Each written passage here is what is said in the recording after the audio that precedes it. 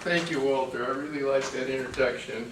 And I write on inference to the best explanation, so I'm always interested in what the best explanation of phenomena are, or is, best explanation is. So thanks, and I'm happy to see a lot of people here, my colleagues and students from philosophy, but I've seen some other friends from the past. I'm really happy, and that I just learned that Li Wei Li is the first one he attended. I'm quite honored. I have a handout. I'm kind of old-fashioned. I don't use PowerPoint, but I have a detailed handout that I will talk from. Some parts I will read from, but here we go.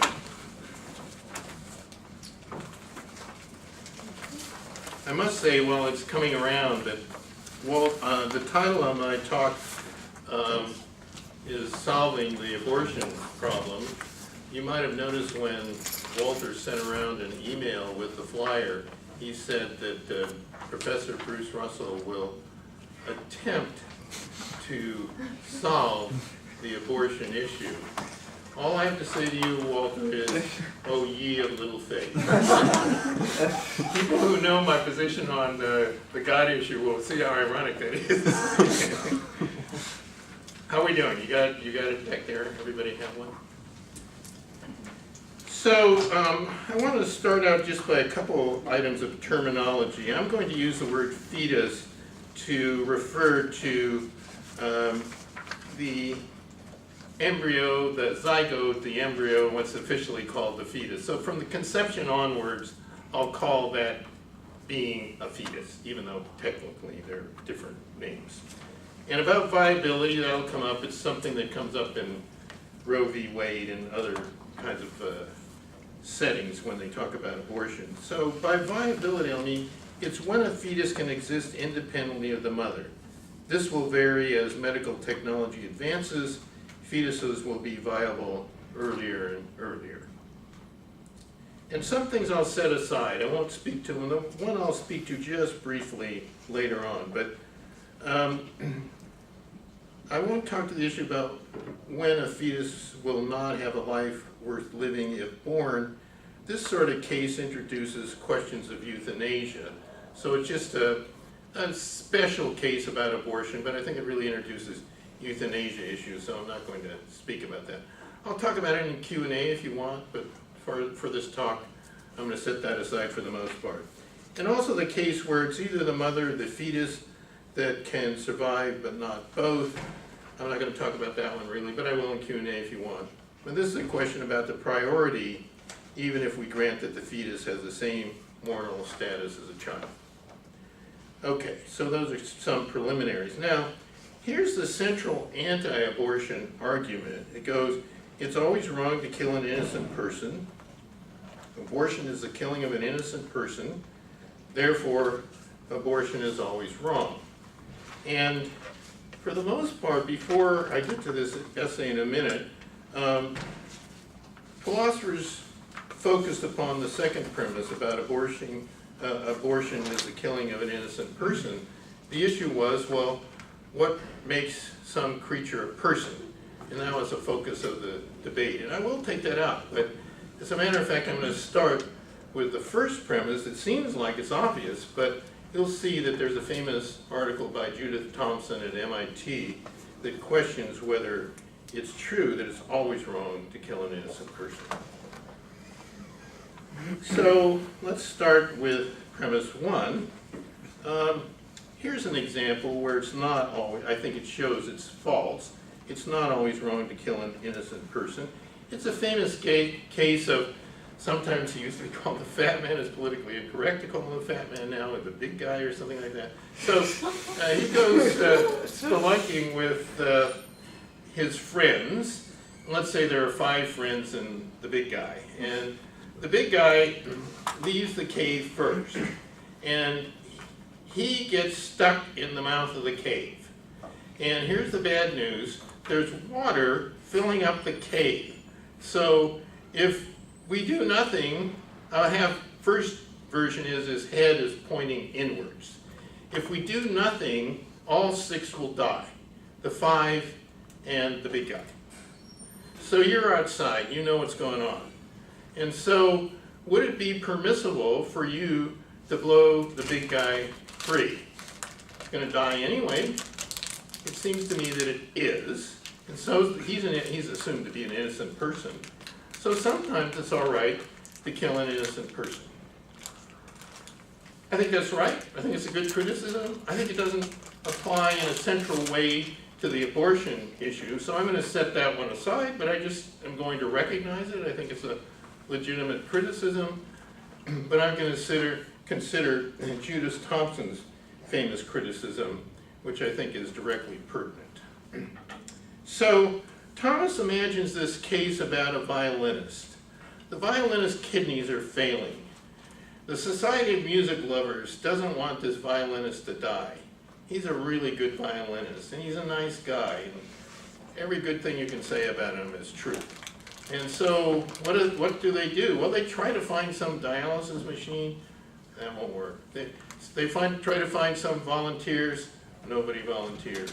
So finally they decide that you would be a good person to hook the violinist to. So you're sleeping, and the Society of Music Lovers tiptoes into your bedroom, and these are philosophers' examples, and hooks the violinist up to your kidneys. You wake up, and you're, let's say, a little surprised to see the violinist hooked to you in bed. So now the question Thompson poses is, would it be morally permissible for you to disconnect the violinist? And she thinks intuitively it would be. It would be nice if you let him, remain hooked to your kidneys for, I don't know, say 9 months or sometime anyway. But it would be permissible, she says, for you to unhook the violinist. He's an innocent person. Doing that will kill him. But if it's permissible, then isn't it permissible to unhook the fetus, that is, to have an abortion? I think it's rightly said about this example, it covers only a little space. It's analogous to the rape case, where you're raped and you have a violinist, well, not a violinist, that's right, it's called a fetus hooked to you. And, well, if Thompson's right about the violinist case, it seems like it would be permissible for you in the rape case to have an abortion. Even now, we're granting in this argument, just for the sake of argument, we're granting that the fetus, from the moment of conception, has full moral status, by which I mean the same moral status as a 2-year or 3-year-old child. That's the hypothesis. We're going to get to the next premise that says, wait a minute, does it? But now, Thompson said, even if I grant you that the fetus is a person, sometimes it's permissible to have an abortion. So, she has other cases to move the discussion along, because suppose you say, like I did, this only covers rape cases in the analogy. So she has another case that's called the people seeds case. In the people seeds case, these seeds, people seeds, float around the air like pollen. And if they come in your window and they take root in your carpet, you got a people. That is, maybe not right away, but these little seeds develop into people, so they're kind of like a zygote. She says, well, let's not talk about just coming through your windows, but suppose you take precautions. You put fine mesh screens on your windows, and then you open the windows. And one of the screens has a tear in it for some reason, and a people seed comes through and takes root in your carpet. She thinks, intuitively, it's okay for you to uproot the people seed. It's supposed to be analogous to contraceptive failure. You've been trying to prevent getting pregnant, and despite all your good efforts, you get pregnant. So if she's right about the people seeds case, it's also all right, even if the fetus is a full moral person who has full moral status, to have an abortion in the case of contraceptive failure. Okay? 2 cases so far are covered. Here's an objection. If you could have avoided becoming pregnant, then if you do, become pregnant, it's your responsibility to bring the fetus to term. Remember, we're assuming has full moral status. If someone visited you at your cabin at the North Pole and he could not leave for 9 months because of the weather, you would be responsible to keep him alive. It would be wrong for you to send him out of your cabin knowing that he will die if you do. Thompson's reply: there are limits to the burdens we must bear to avoid situations we do not want to obtain.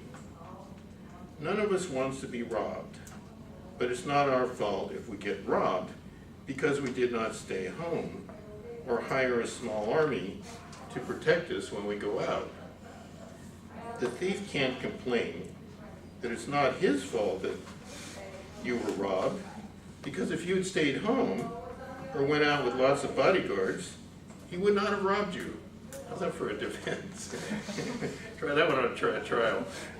Similarly, if a woman has sex, uses protection, but gets pregnant, it's not her fault if she does. We can't expect her to abstain from having sex. That would be asking too much. So she's not responsible for keeping the fetus alive if she happens to get pregnant. Here's a reply to Thompson. If you put up a high fence around your property in the North Pole and some snowbound trapper somehow wandered in, you would be morally responsible to keep him alive for 9 months anyway, until others could take over. This analogy is more apt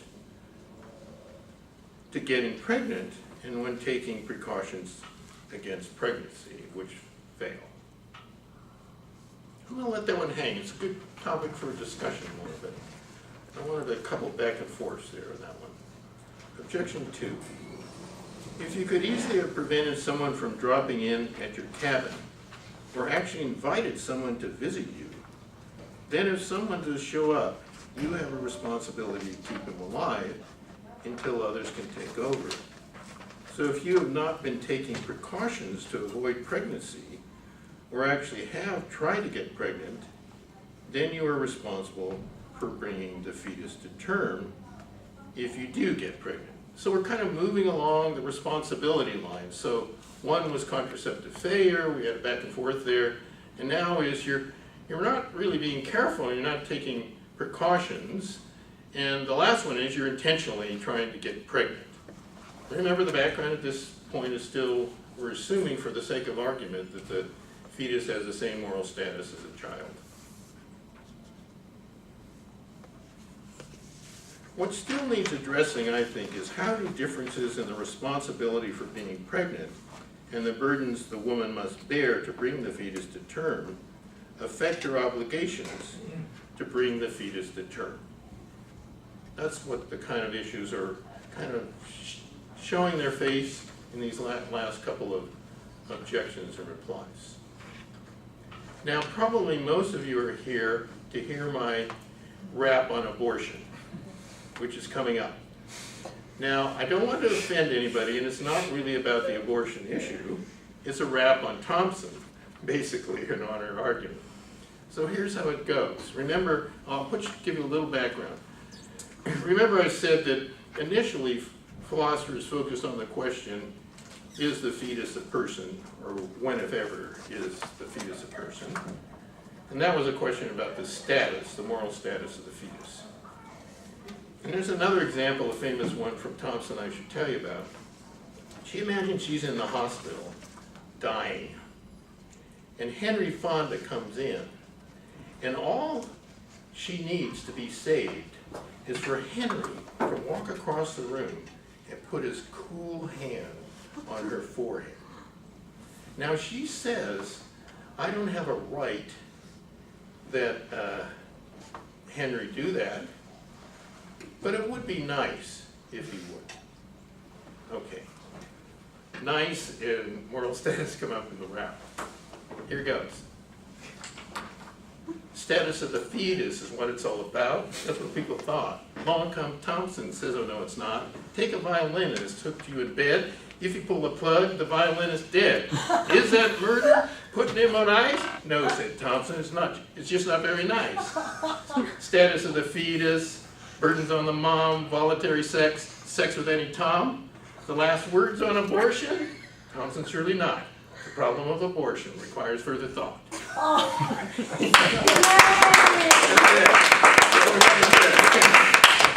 The mic. This session's a wrap, so I was really, nervous. So I have this graph next that I tried to indicate what I think are relevant considerations. You'll notice that the y-axis, the vertical line, has burdens on the mom to bring the fetus to term. On the horizontal, there are degrees of responsibility for being pregnant. As you go out, more responsibility. And the graph's supposed to indicate that as responsibility goes up, you have to bear greater and greater burdens to avoid impermissibility. Permissibility is above the burden line. Okay, if you exceeded the burden line, it's permissible for you to have an abortion. If you say, no, the burdens are too great, but they're underneath the line there, and maybe it's out on the right of the responsibility line, it's not permissible. So that's supposed to capture the kind of cases I was talking about, in the last couple parts of Thompson's critique and the objections to it and the like. So remember this, I don't have, an exact point, but I think responsibility varies along a continuum. Burdens varies along a continuum. I think it's a nice graph to illustrate the interrelationship between the two factors. I was a math major, some of you know that as an undergraduate. So some of you math folks will be very happy I haven't forgotten it. So most of it I have forgotten. Okay, let's now turn to premise 2. Premise 2, let's go back and look at premise 2. It says that abortion is the killing of an innocent person. The first one says abortion, killing an innocent person is always wrong. We saw reasons to reject the first premise, but there are subtle versions of the first premise that have to do with the great responsibility of the mom, where you might think it is wrong to kill that innocent fetus, when in pregnancy we'll talk about, if bearing the burdens to keep it alive for 9 months aren't too great. Okay, here are proposals. I'm doing a line in the air graph. It goes from conception to birth. And there are various points along the way here that people say, oh, that's when the fetus comes to have serious mortal status like that of a 3-year-old child. I'm going to consider some, reject them, and give you my positive view. How about from conception? But there's no moral difference between an about-to-be fertilized ovum and a just fertilized one. Suppose there were snap ova. You could just snap your fingers beside a human ovum and get a zygote. No sense having intercourse. There would be no moral difference between killing a pre- and post-snap ovum. So there's no moral difference between killing an about-to-be fertilized ovum, one where, say, a sperm is a millimeter from impregnating it, and a just fertilized ovum equals a zygote. We think it's not wrong to destroy an about-to-be fertilized ovum. That would just be a case of contraception. So it follows it's not wrong to kill a post-fertilized egg equals a zygote. Get the idea? You first compare, I'm trying to make this comparison, there's no moral difference between almost fertilized ovum and fertilized ovum. If there's no moral difference there, and you think it's okay to kill, that is to destroy the unfertilized ovum, and given that there's no moral difference, and you think that in addition, you're going to be committed to thinking it's not wrong to kill the zygote. So conception, This is my argument against conception is the morally relevant point, because I don't think it's any difference between almost fertilized and fertilized at conception, and we agree that the almost fertilized doesn't have the same moral status as a 3-year-old, so it follows neither does not conception. How about viability? Remember, viability is when the fetus can exist independently of the mom. There is no morally relevant difference between a pre-viable and a viable fetus. Imagine there's a non-viable infant. This infant cannot exist independently of its mother because it needs her milk to stay alive, at least for 9 months. It would not be permissible for the mother or anyone else to kill this infant, nor would it be permissible for her to stop feeding it. So it can't be permissible to abort a non-viable fetus just because it's not viable. You might say there are other reasons. Okay, I'm just trying to defeat viability as a relevant point. In addition, it would not be wrong to abort a viable infant that was anencephalic and would not have a life worth living for it if it were born. Admittedly, this is a euthanasia case that I said I was going to set aside, but bring it back in just for a minute.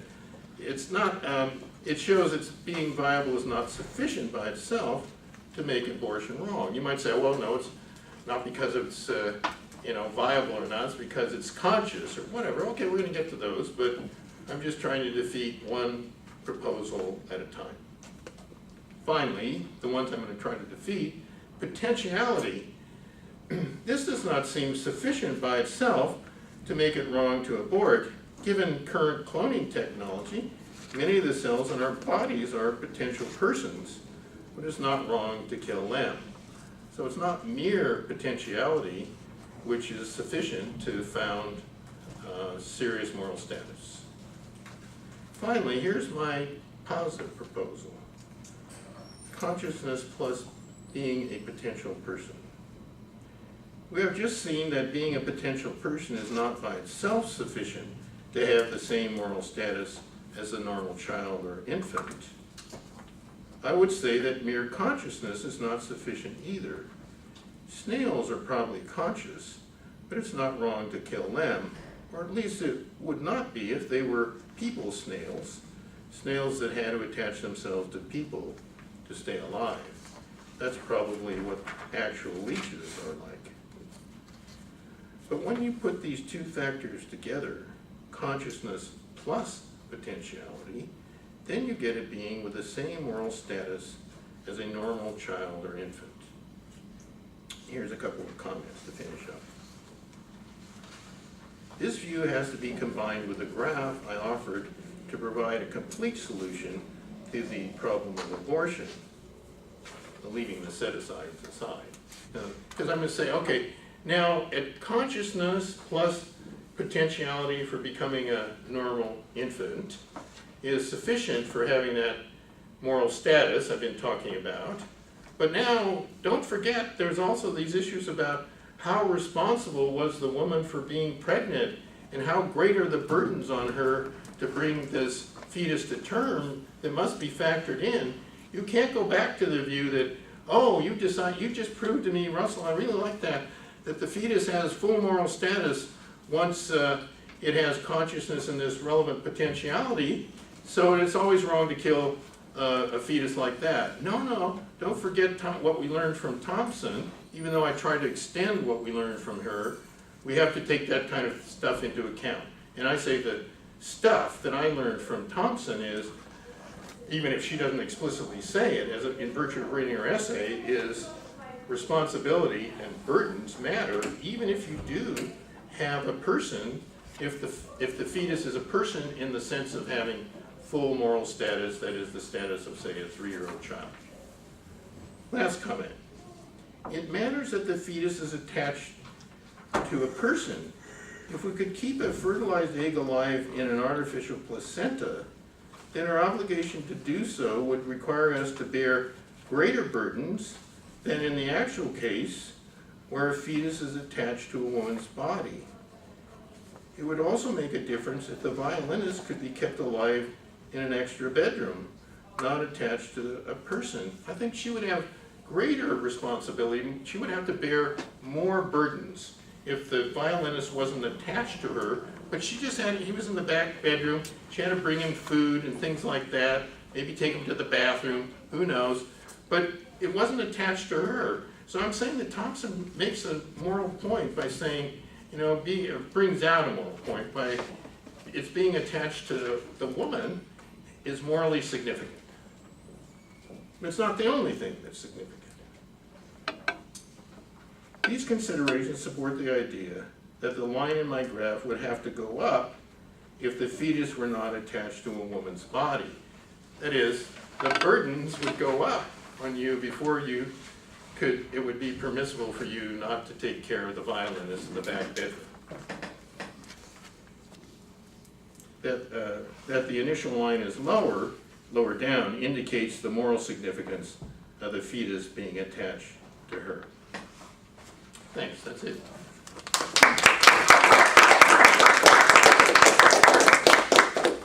Q&A. My first.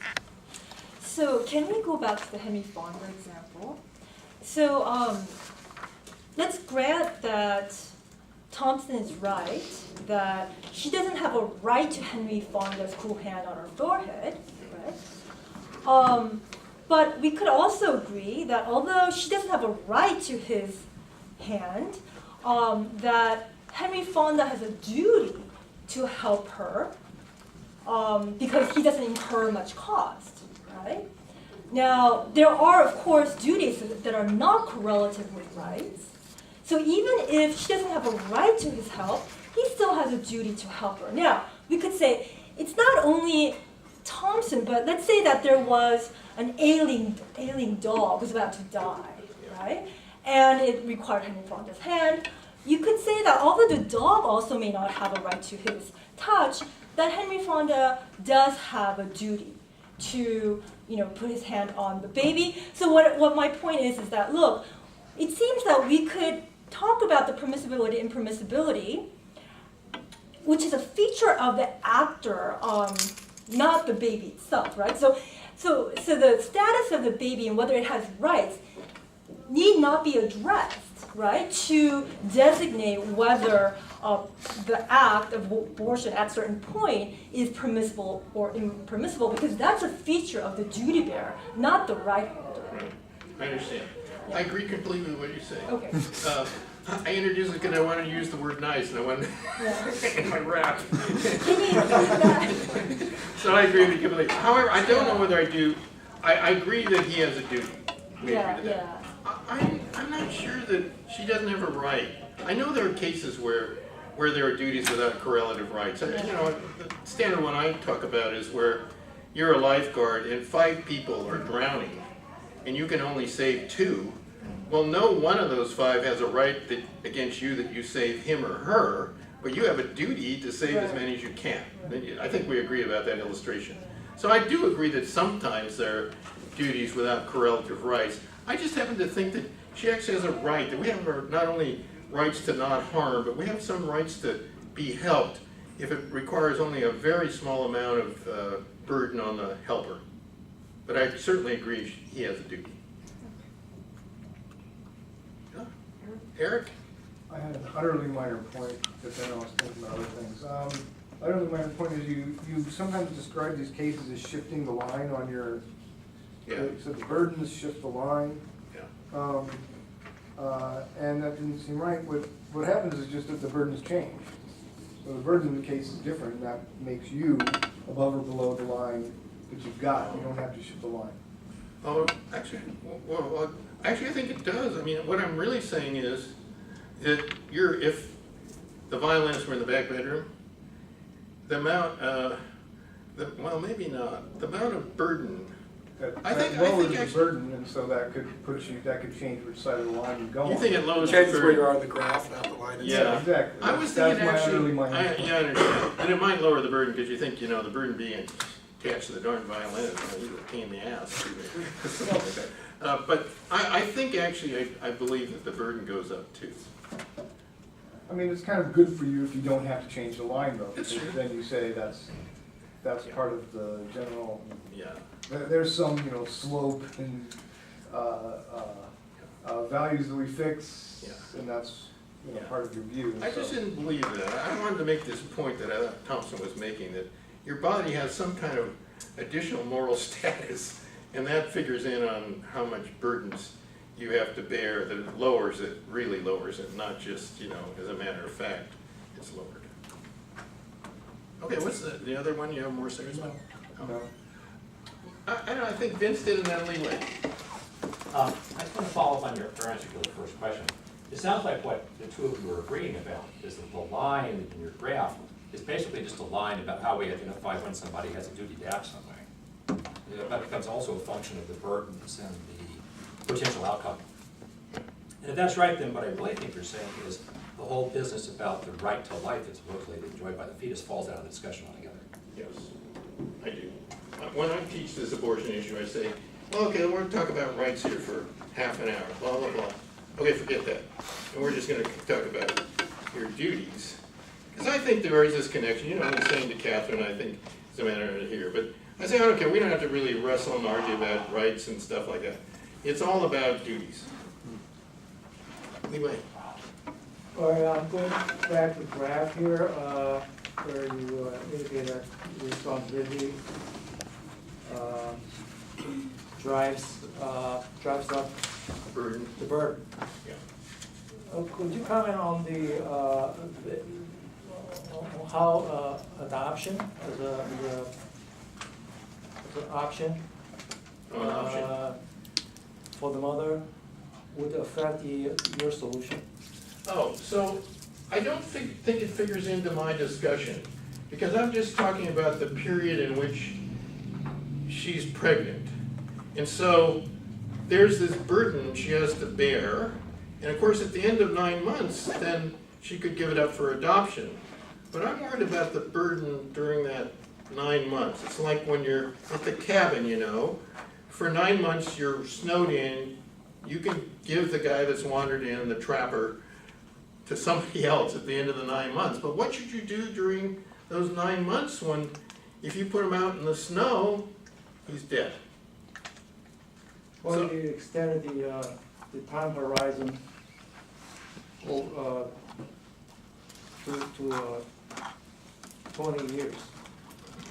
When the kid was get out of college for 22 years. Tuition and all that kind of stuff. You have to pay. If you extend the horizon of the burden to 20 years, then how would that affect your solution? Why, my question to you, Leeway, is why does she have to bear a burden beyond the 9 months? Because she can give the child up for adoption. So that burden after 9 months, I think, is quite variable, and I don't think it speaks anyway. It doesn't reflect back, but you tell me if I'm wrong, on the 9-month burden, which I'm worried about. What are her duties with respect to those months? You see, I think that's a separate issue. It could be nothing, it could be for some reason she still has to keep the child, well then it'd make a difference. But if that's not a necessary consequence, and it could be this, then I don't think that I have to consider them when I'm just trying to focus on the 9 months. I'm wondering Maybe I've if, just have dead hearing, Oh, so I can okay. hear you well. during the 9 months, I would argue that she does, you do have to factor in the future in her current anticipation of duty, of future duty, because when the woman's pregnant, she's gonna be thinking, oh my gosh, I have to put this kid through school and college and raise it, and it's gonna change my life for the next 20 years. So those anticipations that are going on in the present would add to the burden. Yeah. So my answer to you is that she might think she has the duty that you described, and that would cause her the burden your psychological one you described also. But I think there's some fact to the matter about whether she really does have that duty, and I don't see that she does. And so there is this unnecessary burden she's bearing, I think, by thinking she has the duty that she could it'd be perfectly permissible for her to give up the kid and maybe make sure that it gets a good home and the like. But I would say that most women would anticipate the emotional pain of giving up a child Uh-huh, as a consequence that you can't ignore. uh-huh. Like the anticipated heartbreak. Yeah. So this is always a bad suggestion, but I was gonna have her talk to a moral philosopher, convince her that she doesn't really have a duty. But I mean, these psychological concerns are relevant, but I'll give you an analogy and see what you think about another issue. Okay. How about euthanasia? And let's suppose that we agree about this, that we're not the children of this elderly person. But you and I agree that really life is not worth living for that person and maybe be better off dead. But the children feel this psychological burden that if they can't pull a plug on dad, that would just make them miserable. They feel so guilty the rest of their life. And I say, you know, but really we should worry about what their real obligations are. They should pull a plug on dad. Is that cold-hearted? I don't know. It's just trying to, you know, say, well, at some point, psychologies count, but other things count too. And so you have to take them in, you know, weigh them. So I want to say, you probably, do you agree with me on the euthanasia case I described? I think that makes a good point, because now you could tell the woman who gave up her child, like, yes, this is hard for you, but you did the right thing, and you don't have to feel guilty. And so the guilt might be irrational and not valid guilt. Yeah. You sound like a philosopher, and that'll just, you know, put the woman in, I don't know, severe depression, but we get the idea. You know, did you see this program last night about the autistic doctor, the good doctor, and he's autistic, and he comes in and tells this woman, you know, you've got terminal cancer, you're going to die. The other doctors say, well, I think you're probably right. That's not quite the way to put it, you know, and so I'm saying this because you see the analogy. You're irrational, you really don't have a duty. That's kind of a hard way to put it, but I think we agree in the substance on what I'm saying. I'll come back to you, Vin, just because you had it. So I guess one of my potential worries with your position is that in attempting to kind of go for like what is the actual duty and what is like how we should actually look at what makes a child a person and stuff like that, is even if you're right, what that accidentally ends up doing is making it harder to know in a particular situation if abortion would be the right or the wrong thing to perform. So for example, you talk about, when you're talking about premise 2, you've ruled away like conception for being like the personhood standard. So that might be accurate, but one of the advantages of having person at conception is that it's relatively easy to know when you got that. It's like, okay, well, now we have an embryo, now we have a zygote, now we can go through with whether or not it's right or wrong. Viability, that one's probably going to be a little bit trickier, but I'm sure like with Especially at the right as medical technology advances. Right, but I'm sure that like there's some, like if you talk to the right people at the hospital or people who are experts in this, like, oh, they're probably gonna be viable around here, or we can give you more precise answers the closer we get. But you know, maybe that's wrong too. But at least it's something that we can work with. Then you move on to conscious plus being a potential person. And that might be correct, but unless I have no understanding of how to tell whether or not something is consciousness, but my worry is that Stick him with a pin. yeah, if we can't tell whether this potential being that we're debating is or is not conscious, then I think the worry is that even if you are correct, it now is completely, we have no way to know in the real world what to do, even if like in some abstract world where we had God's vision, we would know what to do. So my answer is we have to appeal to the neuroscientists so that they'll help us in saying, well, look, there's no neural activity, or there's no blah, blah, blah, even particular kinds of neural activity at this stage, but there is here. And so then, if that's true, although it'll be just, you know, a statistical thing, 90% of the infants at this stage will have this level of neural development and hence consciousness. That's the best we can do. And then maybe you want to also introduce a play it safe principle when you're applying it. So let's play it safe, you know, and make sure that we go on another month or 2 weeks or I don't know what, beyond where the neuroscientists say the fetus becomes conscious. And then we'll use that as, we'll have a date, you know, to make it applicable. Yes, you want to make?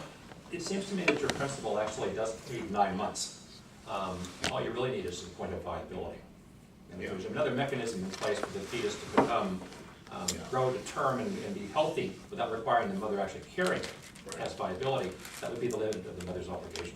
The same thing in the trapper example. If you can get on the radio and say, come pick this guy up, he's bothering me. At that point, you're free of the obligation if somebody else can take over. It's just the artifact of the way we happen to do things that we bring the idea that pregnancy equates to parenthood in some larger sense. And that's what makes science complicated in so many ways. I agree. It's like with Catherine, I agreed with her. So I talked about 9 months, that's kind of just standard, but I agree completely. And it then actually becomes an issue. People are trying to produce artificial placenta where they could keep the zygote alive, you know, and so it would be viable then, conception. But of course, for me, that doesn't settle the issue, because you still have to get the consciousness plus this potentiality. And so, but then it'd mean as soon as you get to that point, it would be both viable and meet my standards, and so then, you know. It shifts who owes the duty. Say it again? It shifts who owes the duty, not about the point of deciding about permissibility. Because if that can be passed off to, I mean, this is sounding like all this ugly, the state in some kind of mechanism. Correct. It Yes. becomes a different decider who has to pull the plug or keep the fetus alive. Yes, although, I don't know, we might go back and forth on this, Vince, but I mean, of course I'd want the woman to have a big say on this. If she says, well, no, I want to keep the fetus, you know, to birth, well, then of course we shouldn't intervene and say, no, we're not going to let you. But I mean, that's kind of a silly side issue. So basically, I think we agree about viability and its significance. Yeah. Yes. Back to the previous one, I just don't think women think about burdens bringing the fetus to term. They're thinking about burdens in a larger, more inclusive sense. You know, this guy got me pregnant, I'm gonna have to live with this guy the rest of my life, he's gonna be a part of my life the rest of my life, you know? I don't want that. I don't have the resources to raise this child. I just think that's just one of the burdens, and there's just a whole panoply of burdens. I think there's empirical research that shows that women making decisions on abortion, you consider this larger array of burdens. Oh, so my response to you is basically my response to her and say, well, sometimes those assumptions are false and Well, unjustified. they aren't rational. We have a limbic system. We evolved by natural selection. Women traditionally have raised their own children. And, you know, it's Well, I have a couple of comments. I mean, I'll go back to the euthanasia issue and say, well, we can understand evolutionary-wise why the children would feel bad or guilty about, you know, killing their parents or okaying the killing of their aged parent. But then I think, let's think about what's really the right thing to do. And the right thing in the little scenario described was, you should pull the plug on the parent's suffering. And so we understand there are some kind of evolutionary, you know, inheritances we have that have us feel certain ways. But at some point, I think we should say, but we can't let those determine the answer to the moral question. So we can't say, well, look, if this really was a fetus that has the same status as a child, that the woman says, man, I'm thinking about all that burden, you know, and okay, I'm gonna have an abortion, because it'll follow. Suppose she has a 3-year-old, and she says, man, I didn't know what it was like raising a kid. Nobody wants to adopt this kid. I'm gonna take it out to the woodshed and kill it. We would say, no, wait a minute, we understand your you're feeling pressure and all that, but when it comes to morality, we can't do that. Aren't those analogous, those two, that the actual case you're worried about and the one I just gave about the mother who feels burdened by her 3-year-old? And we say, no, really, you can give it up to somebody. And she says, no, man, it really just psychologically, it's just too much. I think you've gotta be careful when you enact laws that restrict female agency. Men are trying to do that globally, and look where it's gotten us. You know, Well, the Taliban, So how Saudi about- Arabia, you know, where do you wanna go with this? I want to go where I said. You wanna go here? I want to go just where I said. I want, the laws to reflect what I said. I listened to what Graham said, and I said, yes, we have to go to the neuroscientists to really figure out how do you determine whether the fetus is conscious. Are you for, so here I turn the tables. So do you think we should have laws that allow women to kill their children when they're burdened?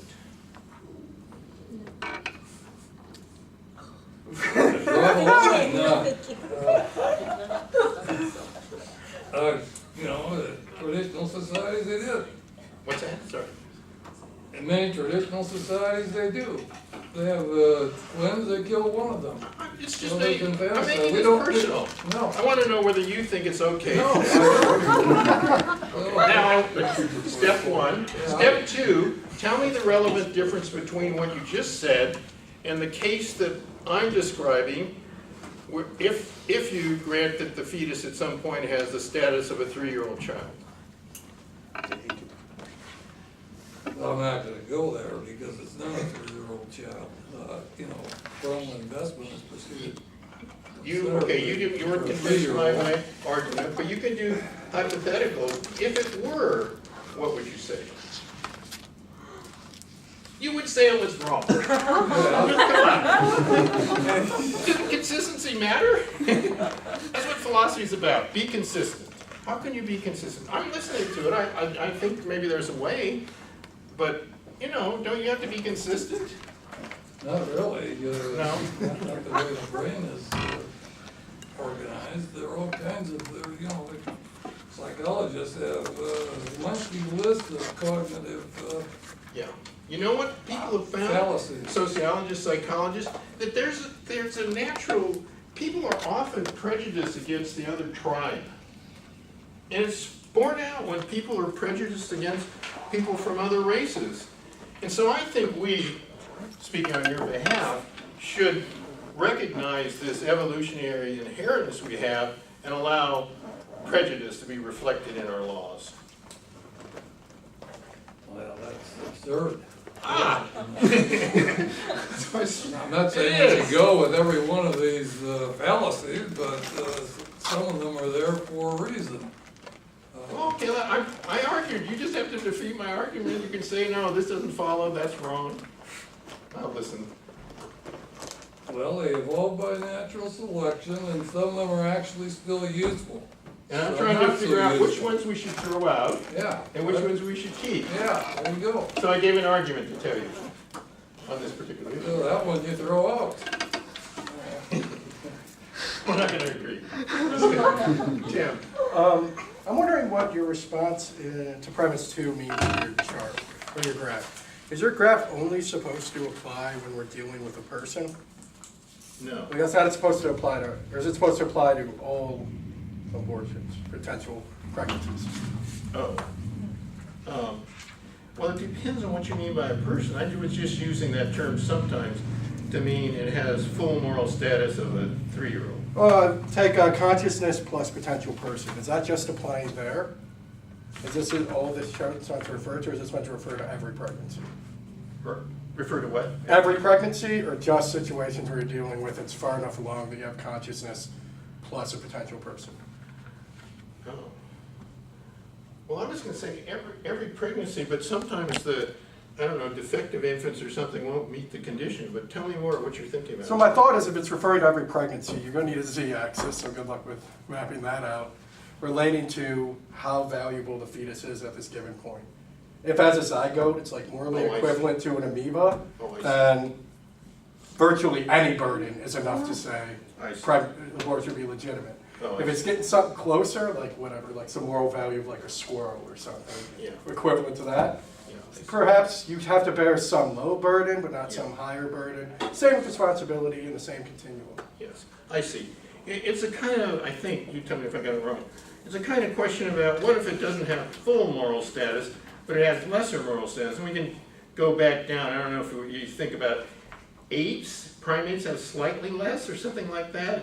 And then, I don't know, pigs are really smart. And how about border collies? And then, I don't know, we have some chihuahuas back in California at the ranch, they're not so smart.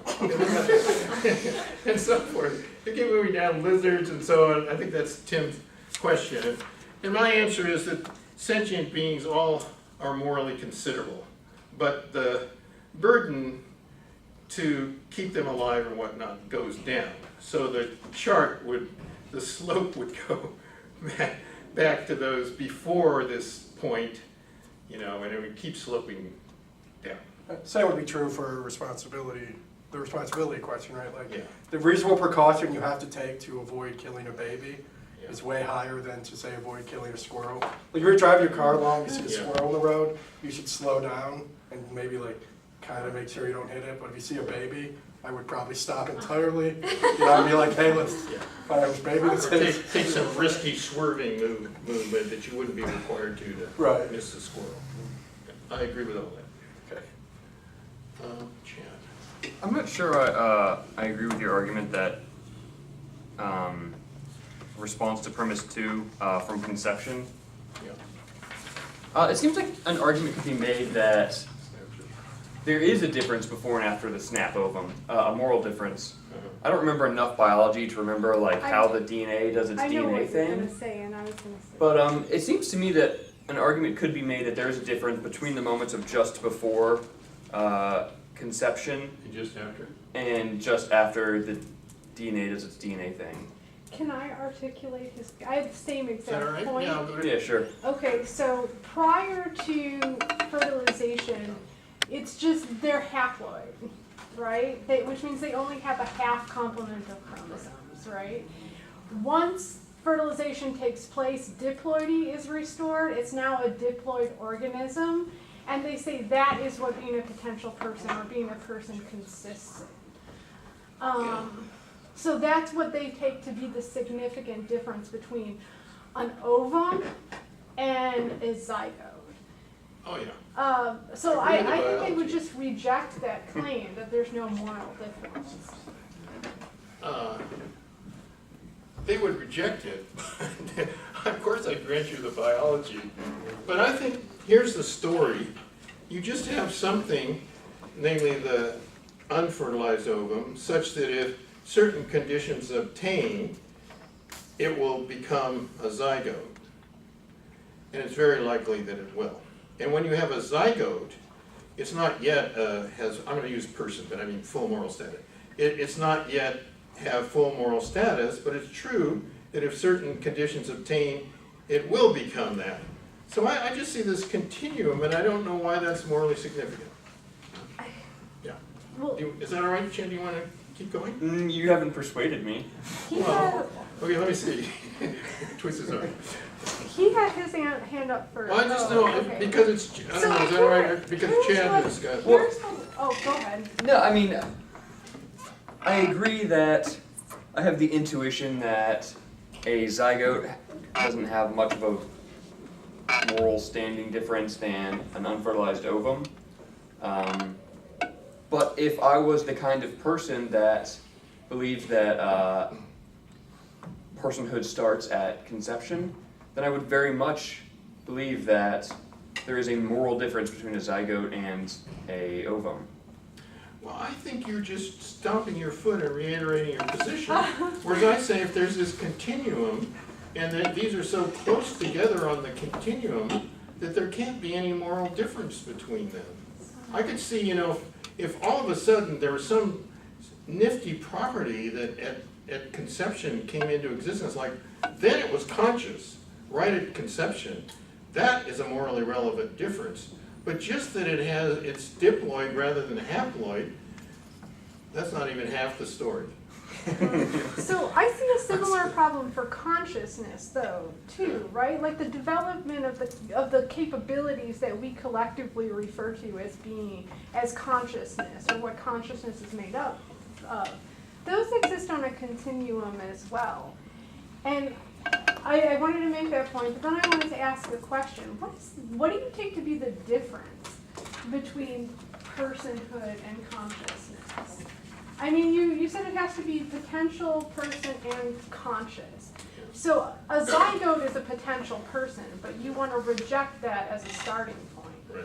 You want to reject viability. So at what point do you regard something as a potential person and then the addition of consciousness? If it's not the point at which it's conscious, then what exactly? It's potential for me, person at conception. Okay, so you do think that the zygote is a potential person, but it doesn't become the kind of thing that we need to worry about until it develops consciousness? Okay, which exists on a continuum. So at any point where you draw the line, it's going to be an arbitrary I point. know, but I said also to Graham that there's a reason for a play safe principle at that point, to make sure that, it's conscious, Okay. given the woman's, body and whatnot. So Okay, thank you, Bruce. I have this terrible example, and it's a Where's it philosopher's example, but I was worried about what exactly potential person meant, and also consciousness. And so you say snails are probably conscious, and that's a pretty low bar of consciousness, just some kind of sensation. Right. Having some kind of sensations, very little integration Right. of them, and who knows about attention in snails? I don't know anything about attention in snails. So, You've got to study snails more, but okay. so there's a low bar for consciousness. And then Yeah. you talk about snails that attach themselves to people, and say leeches are like that. So here's what I'm thinking: what if in the future there are these leeches, okay, and they have this consciousness, and then what if there's also leech fertilizer? You can sprinkle fertilizer on the leeches, and they will then develop into persons. Yeah. That is, not human persons, obviously, but Leech persons. their brains will Sentient? explode in growth. Sentient leeches. So you have leeches on you, and I have a bag of fertilizer, leech fertilizer.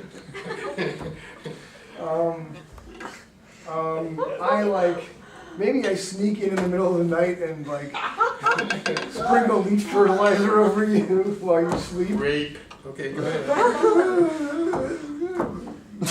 You guys are rapey. Okay.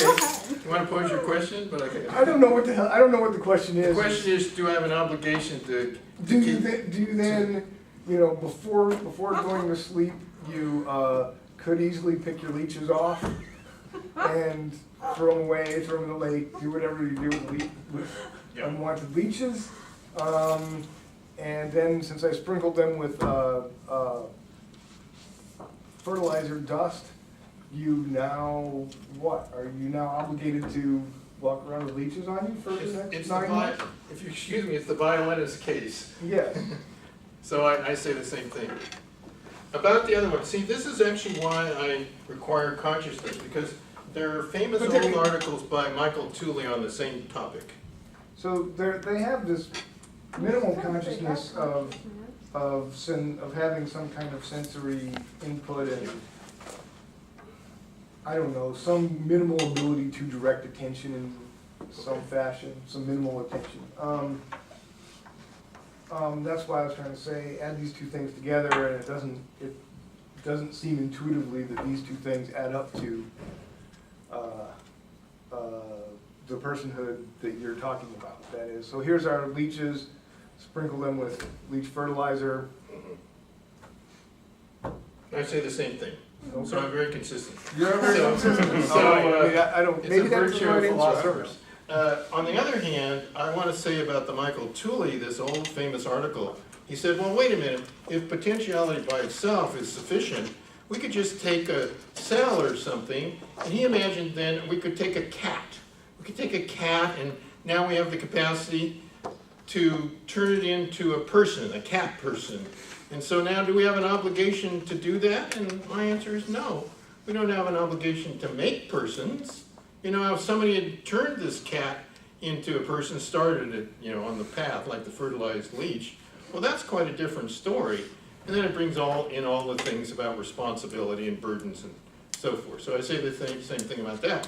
But it was because I was trying to avoid the view that potentiality by itself was sufficient. I thought that led to an absurd conclusion that we'd have obligations to not kill these cats because they were potential persons, just add a little, I don't know, pixie dust and they become persons. No. So it's why I said no, potentiality isn't sufficient by itself, as I say here, and I imagine the cloning story, but it's the updated Michael Tooley cat story. Could I quickly follow up? I think I know what you're going to say. Sam, consistent. You always do. Go ahead. What if, in sprinkling the leeches with the dust, my fertilizer, one of the effects it has is it reorganizes their brain. So then they are potential humans, but they lack consciousness for a while. Their brain, in the course of reorganizing, they lose consciousness. And Did they have it, or? Yeah, they had minimal consciousness at first. Like the regular and leech? then the dust made them potential persons, and Anesthesia. Yeah. It's like going under anesthesia. yeah, I'm Thinking like a metamorphosis when they turn to goo and they're worried about cocooned. that. Yeah, but I'm thinking of something more like that. When you sprinkle the leeches with the dust, they undergo a kind of caterpillar to butterfly transformation where their brains turn to goo for a bit, and they're not conscious in that period. Yeah. I mean, Well, that's her point. I think you go under anesthetics for a while, you're not conscious. So does that count? but I think I mean, that's actually, okay, that is a good question, but there's a kind of, so there's this old distinction from Aristotle about kinds of potentiality, kind of a rough distinction, but I am capable of speaking Japanese in the sense that I am capable of learning Japanese, but that's a different sense in which I'm capable of speaking English now, even when I'm not speaking. So I was worried that the anesthetic might be the case of my being able to speak English while not actually speaking it, versus I was thinking that my cocoon mush brain case, reorganized brain case, was more like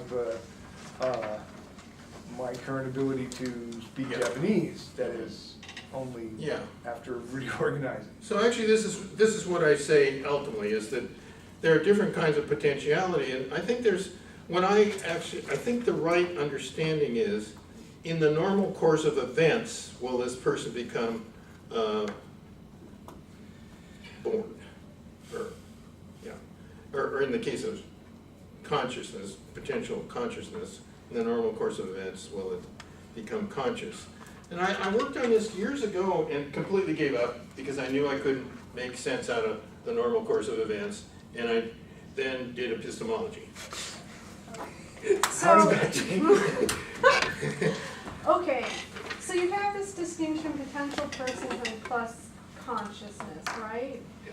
But I thought, the way that I initially understood your view was once we have consciousness plus potential personhood, it was at this point that we referred to your chart to decide whether abortion was permissible or impermissible. This is where the chart came into, took on any importance, was once we had the potential personhood and the consciousness. Well, that's when they have full moral status. And then prior to that point, I took it that any point beyond consciousness would be permissible to have the abortion. But you're saying that's not the case. When I responded to Tim, I said there's a subtler issue that I would make further distinctions. Okay, so this is not actually your view. The one that you It is my you view think that there's actually a line large that part. extends. So this permissible, impermissible line actually extends further than it does and we'll take this, the vertical line as representing like the point at which you have Well, the vertical one's burdens. So potential. it's always or gonna be this burdens. point, we can take to being the You have to point- go backwards with the slanted line to Yeah, get in. that's what I'm saying. Yeah. And then this, I'll say. And the this is going to the be- vertical line goes back too. So it comes at the end. Okay. Anyway, So I just want to suggest a topic for your next talk.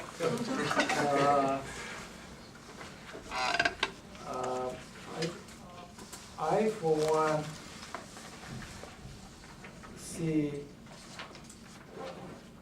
a very clear separation of motherhood and pregnancy. In motherhood and what? pregnancy. Motherhood and Pregnancy. pregnancy are getting separated. And they are separating, and they will continue to separate. I predict that in 200 years, the two will be completely separate. Just like consumption. Today, we eat things we don't produce. Okay, and that was not always the case. 200 years ago, we produced everything we consume. So I think this is going to happen to what we're talking about today. Motherhood, you can be a mother, but you don't have to get pregnant. Surrogacy is on the rise, and 200 years later, I think they will be totally separate. And there will be tremendous number of ethical issues that this separation will raise. For example, if you can just get a surrogate mother to be pregnant, and you will still be the mother after each child gets born. Now, what is the implication for the responsibility in your graph?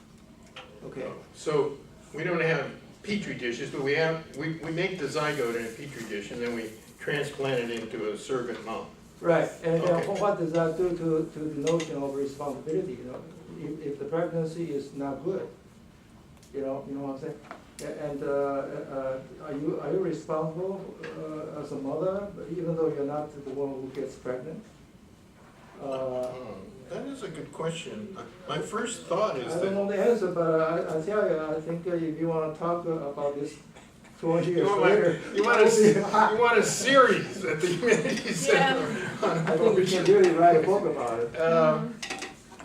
I don't know, Leeway, that's a good question. My first inclination is to say, well, the person that, I don't know, the biological mom that arranged this has the primary responsibility. And so, if let's move ahead, and now the fetus in the other woman has reached this stage of consciousness and will be a normal infant when born, then it has that kind of moral standing I was mainly focusing on in the second part of today's talk. And then I think that all of those considerations about responsibility and burden, first stab, apply to the surrogate mom, but it has to be made clear in the contract ahead of time that they do. Well, in many countries, I think another thing that's going to happen is that the fetus will be increasingly getting a voice. In your model, you don't give the fetus a voice. But I think as time goes on, as the separation continues, the society, and it's already happening, will give the fetus a voice through advocate, baby fetus advocate. Because already it's happening. That more fetuses are aborted, is that what you're saying? Well, there will be advocates for fetus. Fetus Advocates rights. for fetuses. Right, for fetus. I see. In other words, so they will be given a voice. Neuroscientists have not figured out a way of talking to fetus, but they have already figured out a way of talking to plants. I guess I'm representing them. Do you know that they talk to plants now? Plant scientists, they can talk to plants. They ask them questions. What do How's they that ask going? them? Plants. What do they say? They talk back. Plants talk back? Yeah, they talk back. What are those scientists drinking or smoking? Plant sociobiology. They tell you, I don't like the fertilizer you're putting in me, you know, stuff like that. So they do talk back, and I think they will, you know, including have a voice. If they can't talk back, I think they can talk back, but we just don't know how to talk to them. Communicate. Yeah. Well, but aren't philosophers in the business of either talking for fetuses or not, or other minorities? The other field that's emerging is the neurophilosophy field. Yeah. I just created the field. I don't think you did. You're behind the Neurofetal times. philosophy. Yeah. Yes. I just want to follow up because I watch a lot of Netflix. Have you ever heard of this movie called What Happened to Monday? Yes, No. Okay, so you should watch it if you haven't Okay. yet. It's kind of what he brought up, kind of like with The Handmaid's Tale about it, like a surrogacy type thing, and you have a baby for somebody. But What Happened to Monday consists of 7 identical twins, but there's a population rule where you can only have 1 child. So there's 7 child named every day of the week. They can go only out in public their day of the week. I see. So when one dies, the whole schedule's messed up. You don't know if they can go out, they don't know if it's safe to go out, they don't know if they should kill all of us. They Because don't there's know. an open day, so to speak. Yeah, Uh-huh. so Monday's gone. They don't know what It's happened to gone. her, they don't know if they should kill the rest of the 6, they don't know if they should act like everything's normal. So, And the rest of the 6 are Tuesday, Wednesday, blah, blah, blah. yeah, Tuesday, Wednesday, Thursday, Friday, and Saturday, Sunday. Well, I'm gonna talk for them. And say, well, come on, our persons will keep going out Tuesday, Wednesday, and you know, my religion is, and then we rest on Monday. Religion. That one I think is easy, but maybe I'm wrong. That's my answer to that one. You can't kill those people who are Tuesday, Wednesday, Thursday people. Even if they're your identical twin, they all work the same job, they only know of you because they only think it's one person. Well, oh wait, are they really distinct persons though? They're They're their own distinct persons. 7 identical twins. That's like me, I have an identical twin, you know, I don't have 5 more, but I mean, I say the same thing about that, you know, I can't, it doesn't affect what I should do or what others should do to me that my identical twin dies. Okay. Just last question. And then Last question. More of a comment, but, so in considering Thompson's reply where she says there are limits to the burden we must bear to avoid situations we don't want to obtain, she makes a comment, you reaffirm it, that it would be asking too much. We can't expect her to abstain from having sex. That'd be asking too much. And I agree, but this is stated, functionally how this works is it's just a false dilemma. Because it's basically saying penile vaginal intercourse or complete abstinence, but there's other forms of sex. And then the question is, can those forms of sex reasonably approximate the goods of penile vaginal intercourse? And if they can, all of a sudden you have really good reason to prefer those forms over penile vaginal intercourse because those forms bear no risk of pregnancy. So if we're assuming the fetus is a person like we are with premise 1, probably have very strong reason to avoid penile vaginal intercourse actually when you don't want to bear the risk. And given that these other ones I think can reasonably approximate the goods, pleasure, intimacy, love, etc., seems like it actually is a reasonable burden to bear. I fault you, Robert, Walter, for letting Tim ask.